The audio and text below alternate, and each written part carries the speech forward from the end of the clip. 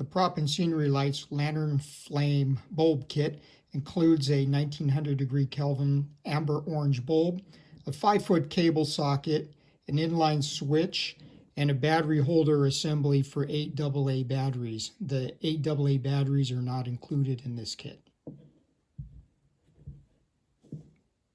This kit is used to convert oil burning lamps and kerosene lamps into props for various projects for escape rooms and different theming applications. The cable on the bulb socket can be routed through a 7/16" hole, and the taper of the bulb socket can be press fit into that 7/16" hole.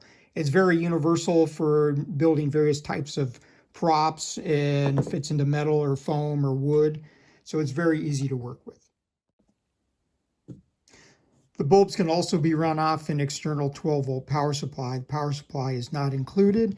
It needs to have the same DC barrel connector size, and it needs to have a center positive polarity.